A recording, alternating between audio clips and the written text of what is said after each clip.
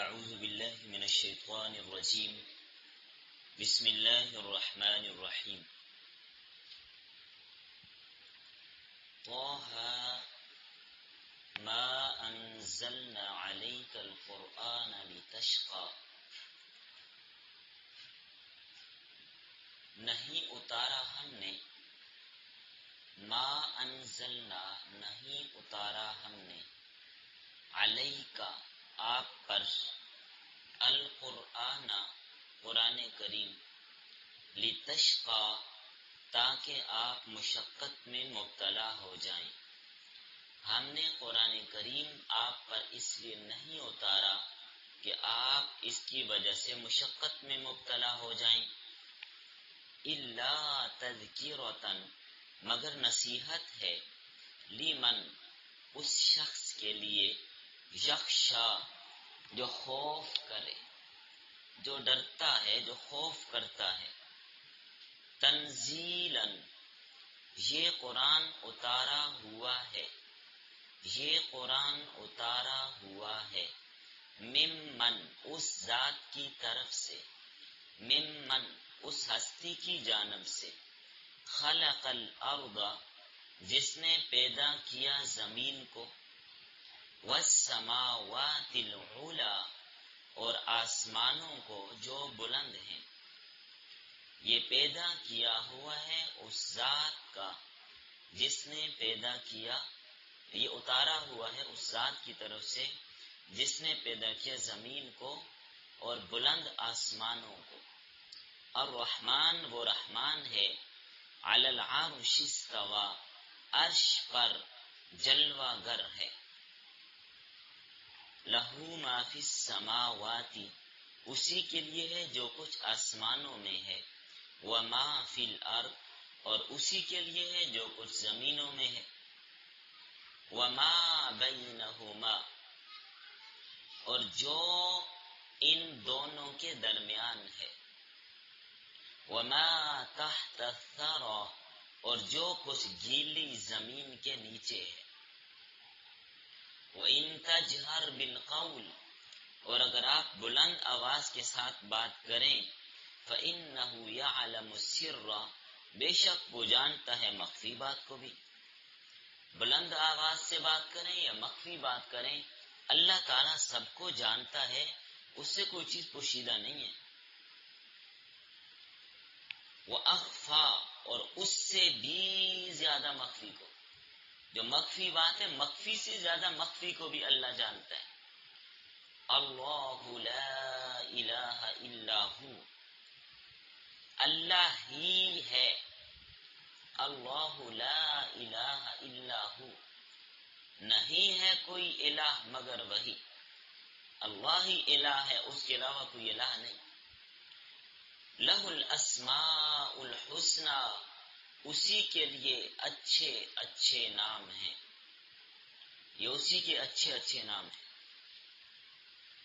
جی لکھیے.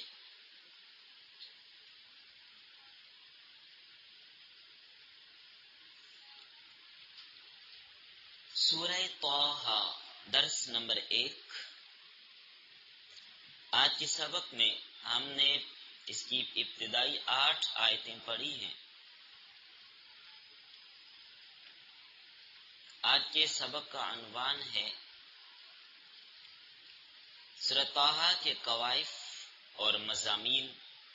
اس صورت میں کیا کیا بیان ہوگا، اور تقریر رسالت و وحدانیت.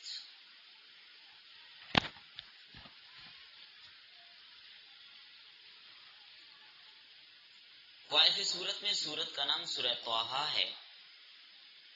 طٰہٰ اس کا دوسرا نام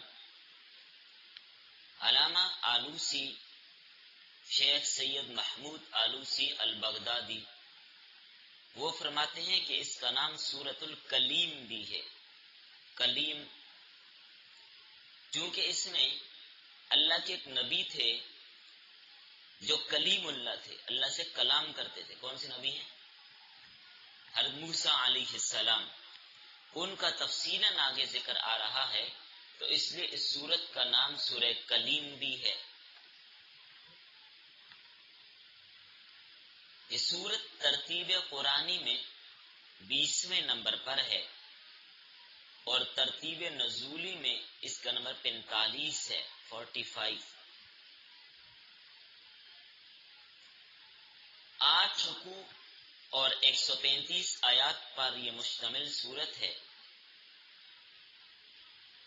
اس سورت میں 5242 حروف ہیں، 1301 کلمات ہیں۔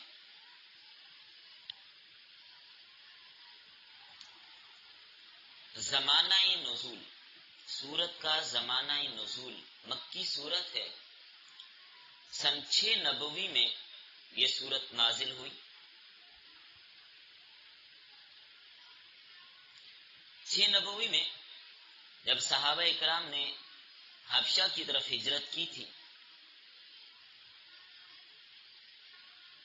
تو سورہ مریم اور سورہ طٰہٰ تقریباً اس کے نزول کا زمانہ قریب قریب ہے، ایک ہی زمانہ ہے ان کا۔ 6 نبوی سے مراد ہجرت نہیں، نبوت کا 6واں سال۔ ہجرت سے پہلے تاریخ یوں ہی سمجھی جاتی ہے۔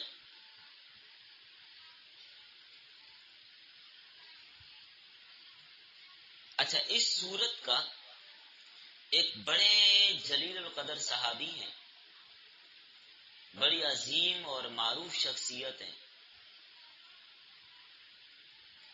غیر مسلم بھی اس صحابی کے طرز عمل کو اپنانا اپنے لیے فخر سمجھتے اور اس صحابی کے طرز عمل کو اپنا کر کامیابیوں کی طرف گامزن ہو رہے ہیں، اور ان کا موقف اور دعویٰ اور نظریہ یہی ہے کہ اس صحابی کے طریقے اور اصلاحات کو اپنا کر ہم کامیابی کی طرف بڑھ گئے،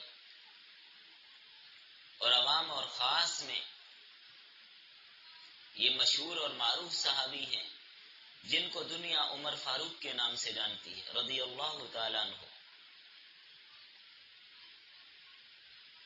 اس صحابی کا اس سورت کے ساتھ ایک خاص تعلق اور نسبت ہے، خصوصاً جو آج کے سبق میں ہم نے آیات پڑھی ہیں، ان آیات کے خصوصی تعلق ہے حضرت عمر کے اسلام کے ساتھ۔ حضرت عمر رضی اللہ تعالیٰ عنہ 6 نبوی میں مسلمان ہوئے۔ ایک روز حضرت عمر اسی ارادے سے گھر سے نکلے کہ آج میں نے محمد کا کام تمام کرنا ہے، روز روز ہم ان کی دعوت سے، ان کی باتوں سے تنگ آ چکے ہیں، تو آج ان کا کام ہی ختم کرتا ہوں۔ تلوار اٹھائی، چل پڑے، نکل گئے بڑے جلال کے ساتھ، بڑے غصے کے ساتھ۔ راستے میں ایک صحابی نعیم بن عبداللہ وہ مل گئے، انہوں نے پوچھا بھئی کدھر جا رہے ہو، خیریت ہے؟ انداز کچھ بتا رہا تھا، ظاہر عمر کا جلال، کس ارادے سے جا رہے ہو، کہاں جا رہے ہو، کہاں کا ارادہ ہے؟ تو یہی کہا کہ محمد سے ہم بہت تنگ آ گئے ہیں، آج ان کا خاتمہ کرنے جا رہا ہوں۔ ارے نعیم نے فرمایا بھائی بات سنیے، ٹھہریے، آپ کی بہن اور آپ کے بہنوئی دونوں مسلمان ہو چکے ہیں، اب تو غصے سے لال ہو گئے۔ اچھا، سیدھا وہیں سے رخ کیا حضرت سعید بن زید کے گھر کا۔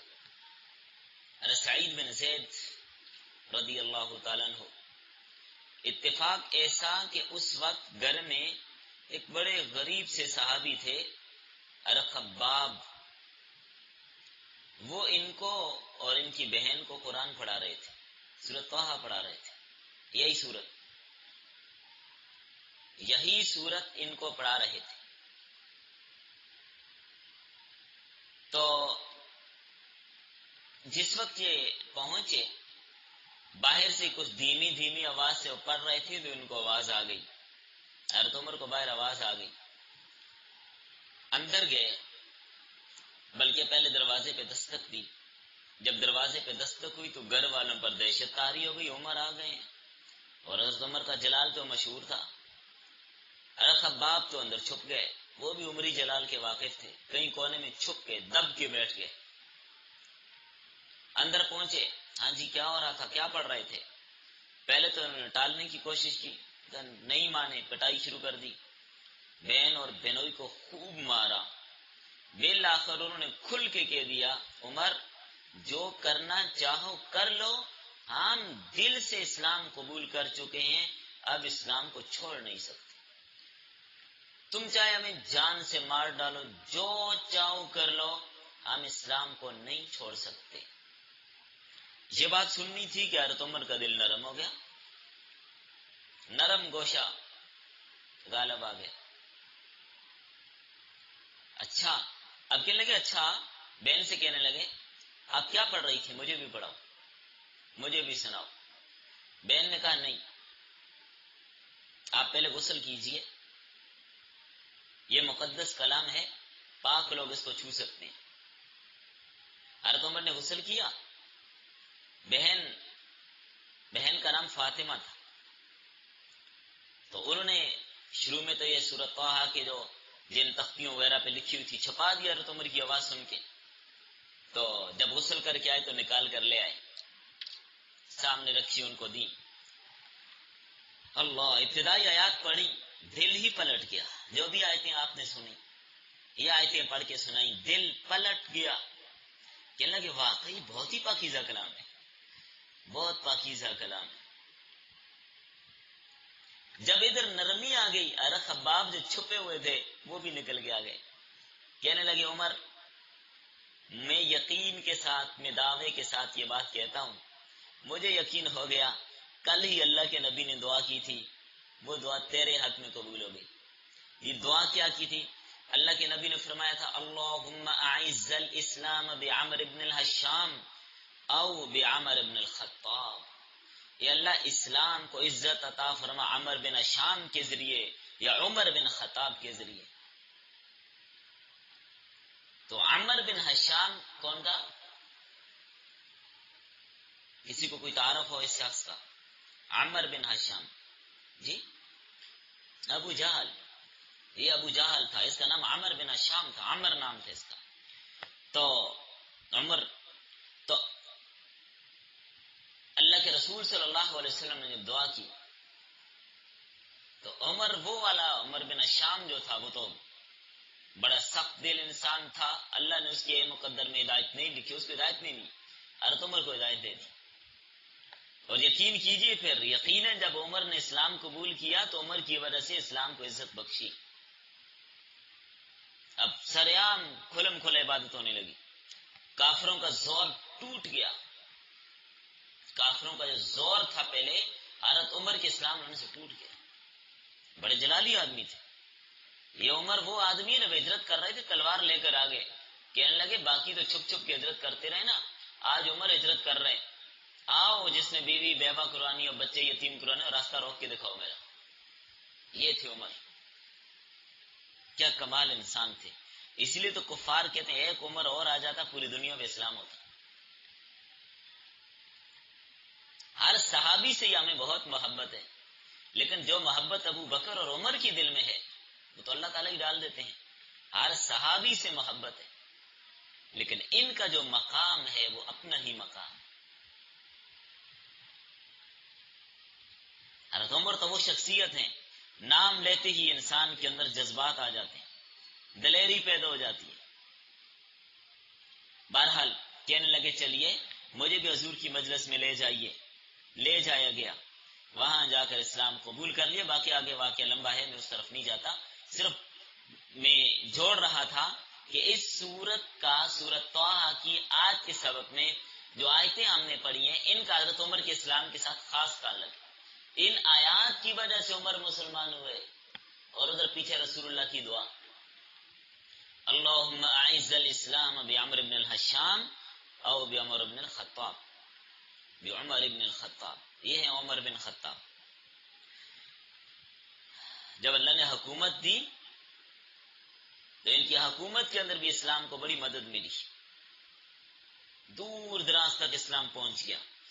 یہ آپ کے پاکستان میں حضرت عمر کے زمانے میں اسلام آ گیا تھا، صحابہ آ گئے تھے حضرت عمر کے زمانے میں۔ یہ عام طور پر جو لوگوں میں مشہور ہے نا کہ محمد بن قاسم سب سے پہلے، نہیں بھائی، محمد بن قاسم تو بہت بعد کی بات ہے، وہ تو بہت بات کی بات ہے. حضرت عمر کے زمانے میں یہاں پر صحابہ کے دستے آ گئے تھے سندھ کے علاقوں میں. یہ جو راجا چچ وغیرہ اور یہ اس طرح کے جو حکمران تھے وہ ایک لمبی تاریخ ہے. بہرحال تو مسلمان یہاں پر پہلے پہنچ آئے تھے. تو حضرت عمر رضی اللہ عنہ 6 نبوی میں مسلمان ہوئے. تو اس سے معلوم ہوا کہ اس سورت کا زمانہ نزول 6 نبوی ہے. مضامین سورت طٰہٰ مکی صورتوں میں آپ کے علم میں ہے کہ احکامات کم ہوتے ہیں، عقائد پر زور دیا جاتا ہے. تو یہ بھی مکی صورت ہے جس میں عقائد کو بیان کیا، توحید کا اثبات اور شرک کی تردید. اس کے مضامین لکھوا رہا ہوں. نمبر 2 رسالت، عقیدہ رسالت، جس کے ضمن میں جناب نبی کریم صلی اللہ علیہ وسلم، حضرت موسیٰ علیہ السلام، حضرت ہارون علیہ السلام، حضرت آدم علیہ السلام کا تذکرہ ہوگا. نمبر 3 عقیدہ معاد کو بھی اس صورت نے بیان کیا، یعنی قیامت اور جزائے اعمال. جنہوں نے اچھے اعمال کی ان کو بھی بدلہ ملے گا، جنہوں نے برے اعمال کی ان کو بھی بدلہ ملے گا. نمبر 4 وحی الہی اور حقانیت قرآن، اس میں وضاحت کے ساتھ اس کو بیان کیا جائے گا. انسان وحی کا محتاج ہے، بغیر وحی کے حقیقی رہنمائی نہیں ہو سکتی. حلال کیا ہے، حرام کیا ہے، ہم نے کیا کرنا ہے کیا نہیں کرنا، جنت جانے کا کون سا راستہ ہے، یہ وحی بتاتی ہے. تو وحی ہر بندے پہ نہیں آتی. وحی کے لیے اللہ نبی کا انتخاب کرتے ہیں، پھر نبی پہ وحی آتی ہے. کیونکہ وحی کوئی اتنی آسان چیز نہیں ہے کہ ہر بندہ اس کو برداشت کر لے. انتہائی سخت چیز ہوتی ہے، ہر کسی کے بس میں نہیں ہے کہ اس کو برداشت کر سکے. اور عقل بھی محدود ہے. عقل کی جہاں انتہا ہوتی ہے وہاں سے وحی کی ابتدا ہوتی ہے. عقل نہیں بتا سکتی یہ چیز حلال ہے یا حرام ہے، اس کا حکم کیا ہے، یہ فرض ہے یہ واجب ہے. یہ عقل نہیں بتاتی. یہ کیا بتاتی ہے؟ وحی بتاتی ہے. یہ وحی کے ذریعے سے معلوم ہوتا ہے. اس کے علاوہ اس صورت میں کفار اور مشرکین کی اعذار ثانیوں پر نبی کریم صلی اللہ علیہ وسلم کو تسلی بھی دی گئی ہے. حضرت موسیٰ اور ہارون علیہ السلام نے سرکش اور جابر وقت کے ظالم ترین فرعون کا مقابلہ کیا، اس کے سامنے ڈٹے رہے، حق کا اظہار کیا. تو یہ نبی صلی اللہ علیہ وسلم کے لیے بھی تسلی ہے کہ مکہ والوں، یہ جو مکہ والے لوگ ہیں یہ بھی بڑے سرکش ہو چکے. حضرت موسیٰ اور ہارون علیہ السلام بھی سرکشوں کے سامنے ڈٹے رہے، آپ بھی ڈٹے رہیے. آپ کو تسلی دی جا رہی ہے. پھر اس صورت میں صبر کی تلقین، طریقہ تلاوت، طریقہ تبلیغ، جزائے اعمال، حضرت آدم علیہ السلام کا زمین پر اترنا اور کچھ ذیلی مضامین بھی بیان کیے گئے ہیں. ربط، گزشتہ سورہ مریم میں بڑے اختصار کے ساتھ حضرت موسیٰ علیہ السلام کا ذکر آیا تھا. ابھی اس صورت میں تفصیل کے ساتھ حضرت موسیٰ کا ذکر کیا جائے گا. دوسرا ربط، گزشتہ سورت کے آخر میں بلکہ کل کے سبق میں آپ نے نزول قرآن کا ذکر پڑھا تھا کہ قرآن کریم آپ صلی اللہ علیہ وسلم کی زبان میں ہے. اس کے ذریعے سے آپ متقین کے لیے تبشیر اور معاندین کے لیے تنذیر، انذار آپ کے لیے آسان ہوگا. تو اب اس سورت کے شروع میں انزال قرآن، قرآن کریم کی تنزیل اور اس کے نازل کرنے کو بیان کیا گیا. اور مقصود اس سے کیا ہے، اس کی حکمت کیا ہے، بندوں کو ہدایت ملے، اللہ کی معرفت ہو جائے. اس لیے کہ لائق عبادت صرف اللہ کی ذات ہے، باقی کوئی بھی نہیں ہے. آ جائیے سورت میں سورہ طٰہٰ. طٰہٰ اس سورت کو بھی حروف مقطعات سے شروع کیا. حروف مقطعات پر تفصیلاً کئی دفعہ بات ہو چکی. خلاصہ یہ سمجھ لیجئے، ہم طٰہٰ پر بات کر لیتے ہیں تھوڑی سی. طٰہٰ، بعض علماء فرماتے ہیں طٰہٰ یہ اللہ کا نام ہے، یہ اللہ کا نام ہے. نمبر 2، حضرت علی رضی اللہ تعالیٰ عنہ اور بعض دیگر مفسرین فرماتے ہیں کہ نبی صلی اللہ علیہ وسلم کے ناموں میں سے ایک نام طٰہٰ بھی ہے. جو آپ صلی اللہ علیہ وسلم کے نام ہیں ان میں طٰہٰ ہے نا. امام جلال الدین السیوطی رحمہ اللہ فرماتے ہیں طٰہٰ یہ نبی صلی اللہ علیہ وسلم کے اسماء میں سے ہے۔ بعض علماء نے لکھا ہے کہ طٰہٰ یہ لفظ ہے حبشی زبان کا، جس کا معنی ہوتا ہے رجل۔ طٰہٰ کا معنی رجل، شخص۔ تو بتایا گیا اے شخص، یہ کہہ کر خطاب کیا گیا، حضور صلی اللہ علیہ وسلم کو خطاب کیا گیا۔ یا وہ شخص جس پر قرآن نازل کیا جا رہا ہے، یہ قرآن آپ پر اس لیے نہیں نازل کیا کہ آپ کو مشقت میں ڈال دیا جائے۔ محدث العصر ارشا ولی اللہ محدث دہلوی رحمہ اللہ فرماتے ہیں، ان کا اپنا ایک مزاج ہے۔ ان کا قول یہ ہے، جیسے پچھلے بھی مختلف مقطعات پر میں ان کے حوالے سے ان کا جو ذوق ہے اور اس پر جو لکھتے ہیں وہ میں بتا چکا ہوں۔ فرماتے ہیں کشفی طور پر اللہ تعالیٰ نے مجھے یہ بات سمجھائی ہے، میرے ذہن دل میں ڈالی ہے کہ یہ حروف سورت کا اجمالی عنوان ہے۔ یہ حروف سورت کا، یہ پوری سورت کا عنوان ہے۔ یہ طٰہٰ، طٰہٰ سے مراد طور ہے، طور، وہی کوہ طور۔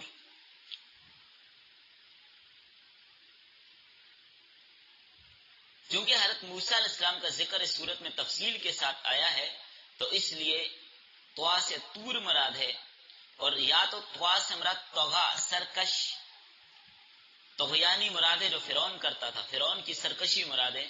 تو اس میں اس کا تذکرہ ہے، آیت نمبر آگے آ رہی ہے غالباً آیت نمبر 42-43، انہ طغیٰ، تو طٰہٰ سے مراد طغیٰ۔ ہا سے مراد حبوط، حبوط کا معنی نیچے کی طرف اترنا، چونکہ صورت میں آئے گا کہ آدم علیہ السلام کو جنت سے زمین پر اتارا، قال اہبطوا منہا، آیت نمبر 123 میں، کہ آپ زمین پر اتر جائیے دونوں۔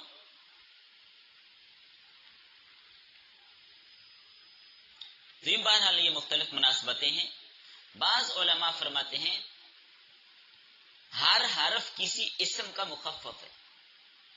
طٰہٰ دو حرف ہیں، تو طٰہٰ طاہر کی طرف اشارہ ہے، یعنی اے نبی صلی اللہ علیہ وسلم جو طاہر العقیدہ ہیں، طاہر الاعمال والاخلاق ہیں۔ اور ہاں اس کا اشارہ ہادی کی طرف ہے، آپ اللہ کی مخلوق کو ہدایت کی طرف بلانے والے ہیں۔ ہے کوئی شک اس میں؟ بالکل نہیں۔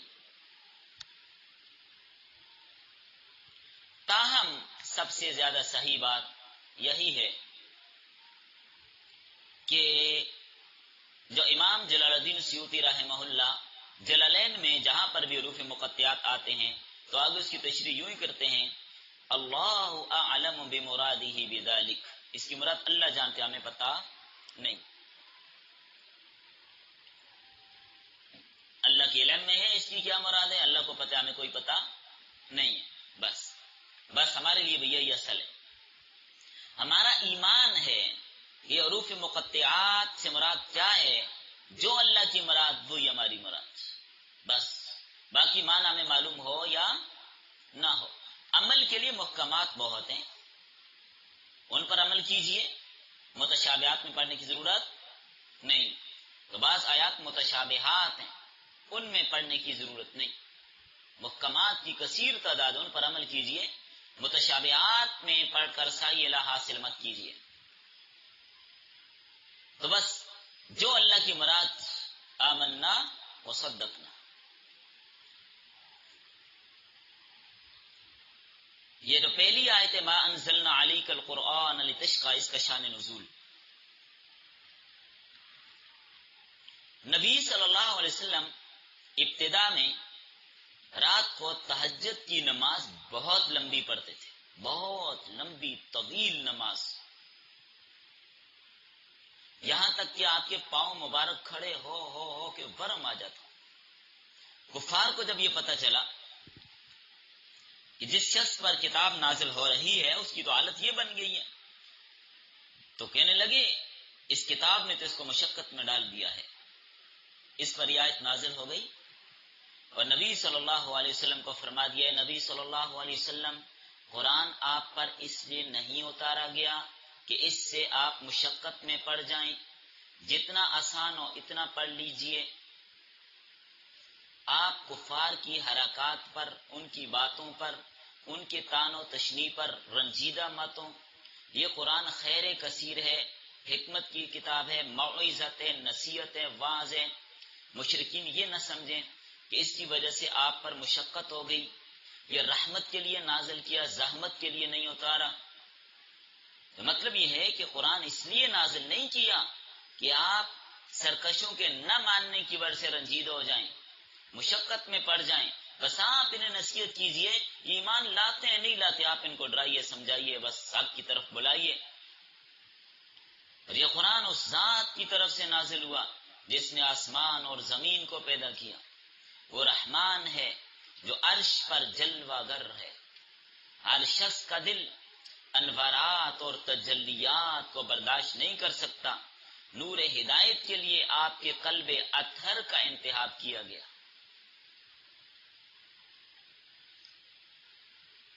باقی بحث استواء علی العرش کی تفصیلاً آگے آ رہی ہے۔ کچھ سورہ اعراف میں آپ استواء علی العرش کی بحث کو پڑھ چکے ہیں۔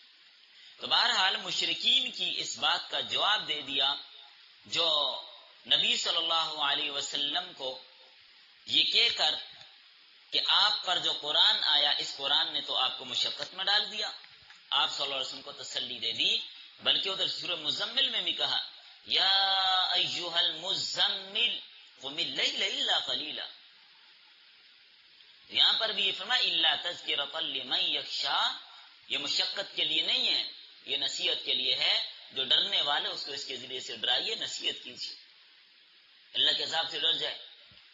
اور سورہ کہف میں آپ یہ بات پڑھ آئیں فَلَعَلَّكَ بَاخِعٌ نَفْسَكَ عَلَىٰ آثَارِهِمْ إِن لَّمْ يُؤْمِنُوا بِهَٰذَا الْحَدِيثِ أَسَفًا، شاید کہ آپ اپنی جان ہی ضائع کر دیں افسوس کرتے ہوئے اس بات پہ کہ یہ لوگ قرآن کو کیوں نہیں مانتے۔ آپ اتنی فکر کیوں کرتے ہیں؟ فرمائیے ہدایت دینا آپ کا منصب نہیں ہے، آپ دعوت دیجئے، مانتے جو مانے، نہیں مانتا نہ مانے۔ فمن شاء فلیؤمن ومن شاء فلیکفر، جس کا جی چاہے ایمان لائے، جس کا جی چاہے کفر کرے۔ آپ کو پریشان ہونے کی ضرورت نہیں کہ یہ لوگ مسلمان کیوں نہیں ہوتے، نہ آپ اپنے اوپر بوجھ نہ ڈالیے، مشقت میں نہ پڑیے، آپ مشقت میں نہ پڑیے۔ تو بہرحال طٰہٰ سے مراد ایک تو نبی صلی اللہ علیہ وسلم کی ذات گرامی بھی ہو سکتی ہے۔ آپ کو خطاب کیا اے طٰہٰ، اے میرے محبوب صلی اللہ علیہ وسلم، آپ پر قرآن اس لیے نہیں نازل کیا کہ آپ رات کو اتنا لمبا قیام کریں کہ پاؤں پر ورم آ جائے، بس اتنا کیجئے جو آسانی سے کر سکے۔ آپ فرماتے افلا اکون عبدا شکورا، کیا میں اللہ کا شکر گزار بندہ نہ بنوں؟ اس نے مجھے اتنا بڑا مقام دیا، مجھے اللہ کا زیادہ شکر ادا کرنا چاہیے۔ آپ صلی اللہ علیہ وسلم تھک جاتے، ایک پاؤں پہ وزن ڈال لیتے، دوسرے پہ ڈال لیتے، تو بہرحال اللہ تعالیٰ نے آپ کو فرمایا کہ اتنی مشقت آپ برداشت نہ کیجیے۔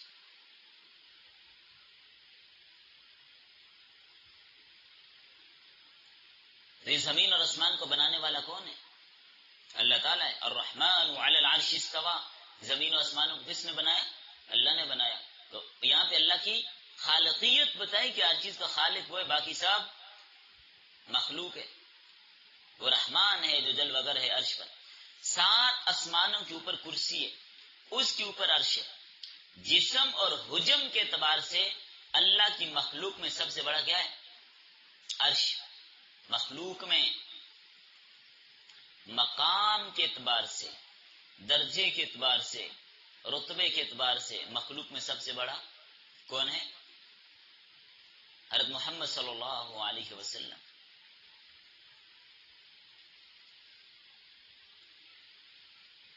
تو بہرحال اللہ تعالیٰ عرش پہ مستوی ہے، کیسے ہے ہمیں پتا نہیں، بس مختصر سی بات، استوا علی العرش، میں نے عرض کیا کہ تفصیل ہم اس کی سورہ اعراف میں پڑھ چکے ہیں۔ خلاصہ بتاتا ہوں، اللہ تعالیٰ عرش پہ جلوہ گر ہے، بلا جہت کے، بلا سمت کے، بلا حد کے، بلا انتہا کے، بلا کیفیت کے.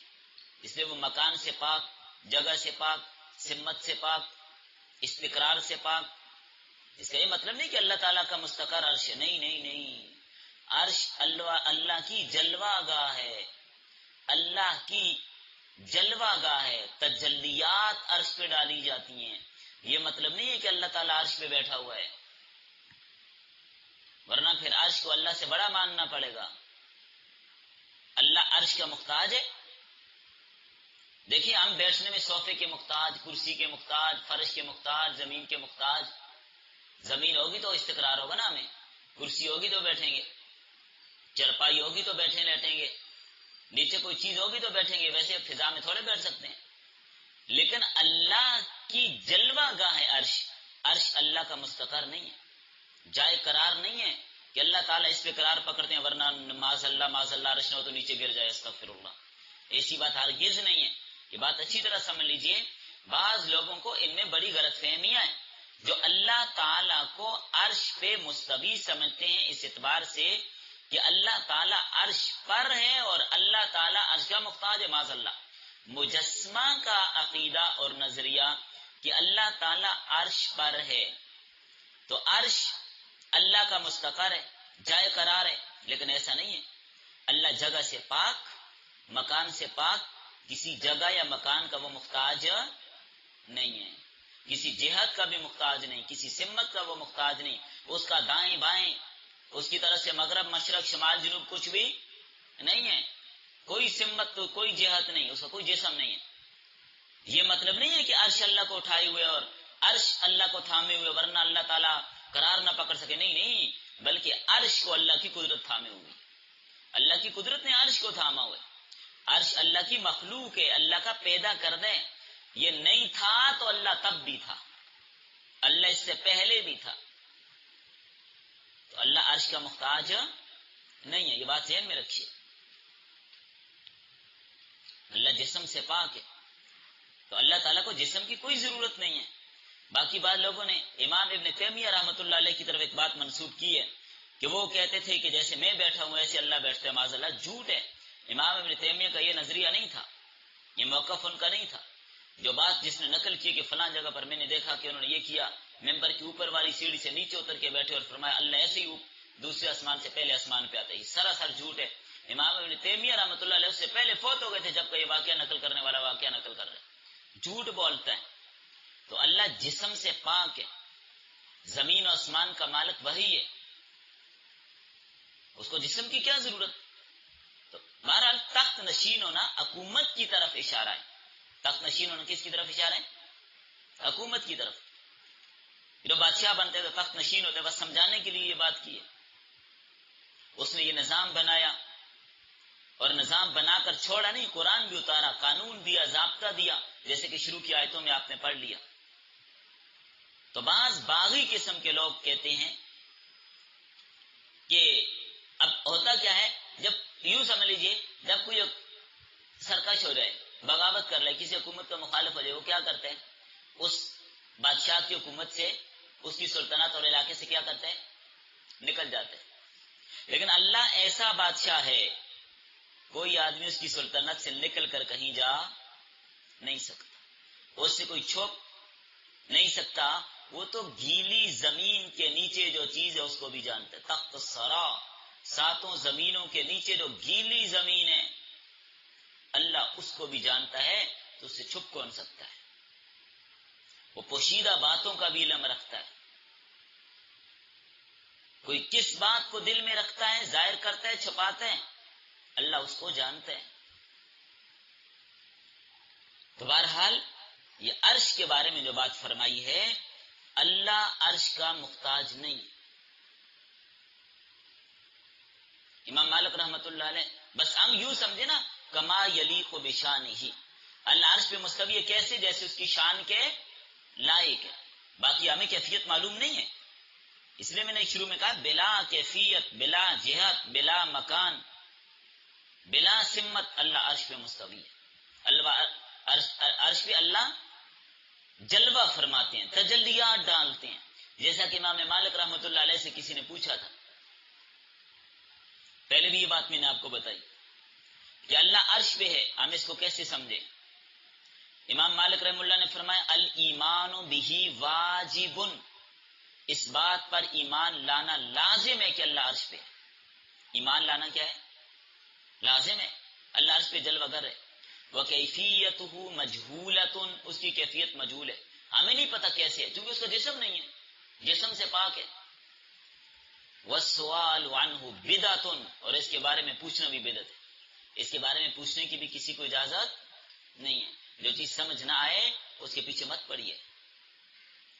دوسری طرف یہ بھی تو ہے نا، نحن اقرب الیہ من حبل الورید، ہم تمہاری جان رگ سے بھی زیادہ قریب ہیں، شارگ سے بھی زیادہ قریب ہیں. ورید عربی میں اس کو ورید کہا جاتا ہے. شارگ وہ کٹ جاتی ہے تو انسان مر جاتا ہے. اور یہ بھی فرمایا وَهُوَ مَعَاكُمْ أَيْنَمَا كُنْتُمْ، تم جہاں بھی اللہ تمہارے ساتھ ہے، جہاں بھی اللہ تمہارے ساتھ ہے. اور یہ بھی فرمایا ما يكون من نجوى ثلاثة إلا هو رابعهم ولا خمسة إلا هو سادسهم ولا أدنى من ذلك ولا أكثر إلا هو معهم. جہاں کہیں بھی تم ہوتے ہو، تم تین ہوتے تو چوتھا کون ہوتے؟ اللہ. پانچ ہوتے تو چھٹا کون ہوتے؟ اللہ. ہر جگہ تمہارے ساتھ ہے، کم اور زیادہ اللہ ساتھ ہے. اللہ تعالیٰ تمہارے ساتھ ہے. تو بہرحال چونکہ یہ چیزیں متشابہات میں سے ہیں، ہمیں ان کے پیچھے نہیں پڑنا. جو کچھ زمین و آسمان میں ہے لہو ما فی السماوات و ما فی الارض، اللہ ہی کے لیے جو کچھ آسمانوں میں اور جو کچھ زمین میں، سبھی کا مالک خالق. ان میں تصرف کرنے والا، بنانے والا کون ہے؟ نظام کو چلانے والا صرف اللہ ہے. وما بینہما، اور جو کچھ زمین اور آسمان کے درمیان ہے اس کی خلا میں، فضا میں، سب اللہ کا پیدا کردہ ہے. وما تحت الثری، جو کچھ گیلی زمین کے نیچے، زمین کے نیچے سمندر، پانی پانی. روایات میں آتا ہے کہ زمین کے نیچے پانی، سب سے پہلے یہ پانی تھا، اوپر اللہ نے پھر زمین کو بنا دیا، اس کو ایک پیڑے کی طرح، اور اس کو پھیلا دیا. جیسے آپ روٹی پیڑا لیتے ہیں تو اس روٹی کو پھیلا دیتے ہیں، اللہ پوری زمین کو اللہ نے ایسے پھیلا دی. تو قدرت کی دلیل ہے. گیلی مٹی کے نیچے جو کچھ ہے سب کا سب اسی کا پیدا کرتا ہے، اس میں بھی تصرف وہی کرتے. مدبر الامر وہی ہے. وَإِن تَجْهَرْ بِالْقَوْلِ، اے مخاطب اگر آپ بلند آواز کے ساتھ بات کریں، جہر کا معنی اونچا بولنا، آپ دعا مانگ رہے ہیں، ذکر کر رہے ہیں، اونچا کر رہے ہیں، آہستہ کر رہے ہیں، اللہ جانتا ہے. فَإِنَّهُ يَعْلَمُ السِّرَّ وَأَخْفَى، بے شک وہ اللہ جانتے ہیں مخفی بات کو بھی، واقفہ اور اس سے بھی زیادہ مخفی کو بھی جانتے ہیں. جو بات دوسرا بندہ بھی نہیں سن سکتا، آپ نے دل ہی دل میں کی، اللہ اس کو بھی جانتے کس نے کیا کہا. اللہ جانتا ہے کس نے کیا کہا، اس کے علم میں کوئی چیز اس سے پوشیدہ. فرمایا اس کے اچھے اچھے نام ہیں. لہ الاسماء الحسنی، اس کی اچھے اچھے نام ہیں. 99 نام تو عموماً مشہور ہے نا، قرآن کریم اور دیگر کتابوں کے ساتھ جو لکھے ہوتے ہیں، حاشیے پہ آپ دیکھتے ہیں گتے پہ لکھے ہوتے ہیں کہ نہیں. اور امام ترمذی رحمہ اللہ نے ان ناموں کو جمع کیا ہے، جو 99 نام ایک حدیث میں سارے آ گئے. باقی اللہ تعالیٰ کے اور نام بھی ہیں جو پہلی آسمانی کتابوں میں بھی تھے، بعد میں لکھے 5000 نام ہیں اللہ تعالیٰ کے، لیکن ان کے اندر بھی حد نہیں، شاید اس سے بھی کہیں زیادہ ہوں. اللہ یہ تو اللہ کا ذاتی نام ہے. اللہ یہ کیا ہے؟ اللہ کا ذاتی نام. باقی سارے رحمان ہے، رحیم ہے، کریم ہے، جبار ہے، قہار ہے، رزاق ہے، فتاح ہے، بدی ہے، یہ سارے اس کے صفاتی نام. فرمایا جس نام کے ساتھ بھی اللہ کو پکارو، ہر نام کی اپنی ایک برکت ہے. بزرگان نے لکھا ہے جو اس فن کے ماہر ہیں، جس نام کا جو مطلب اور معنی ہے اس کام کے لیے اس نام کا ورد کیجئے تو اللہ تعالیٰ اس میں کیا کرتے ہیں؟ آسانی کر دیتے ہیں. اب دیکھیے مثال کے طور پر آپ دیکھیے رزق کی برکت کے لیے وہ نام جیسے رزاق، غنا کے لیے غنی، مالداری کے لیے وسعت کے لیے واسع، باسط، ان ناموں کے ساتھ پکاریے. علم کے لیے علم سیکھنا ہے، یاد نہیں ہو رہا، یا عالموں کا ورد کیجیے. مدد کی ضرورت ہے، یا ناصروں کا ورد کیجیے. کوئی سختی کر رہا ہے، نرمی کی ضرورت ہے، یا رحمان یا رحیموں کا ورد کیجیے. رشتوں میں رکاوٹ ہے، یا لطیفوں کا ورد کیجیے. تو اس طرح جس نام کے ساتھ ایک نسبت ہے اس کام کے لیے اس نام کا ورد کیجیے تو اس کا بڑا فائدہ ہوتا ہے. لیکن یقین چاہیے، عقیدہ مضبوط چاہیے. عقیدہ مضبوط ہو، یقین کامل ہو، خوراک غذا حلال ہو، پھر اثر ہوتا ہے.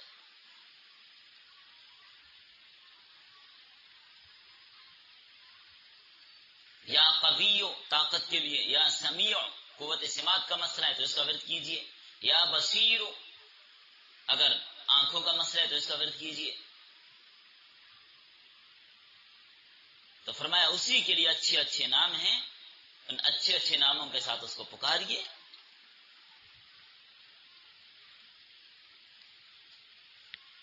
فرمایا آپ کسی بات کو ظاہر کریں یا چھپائیں، اللہ اس کو جانتا ہے، اس سے کوئی بات پوشیدہ نہیں ہے. تو یہ 8 آیتیں آج کے سبق میں آپ نے پڑھی، اور اس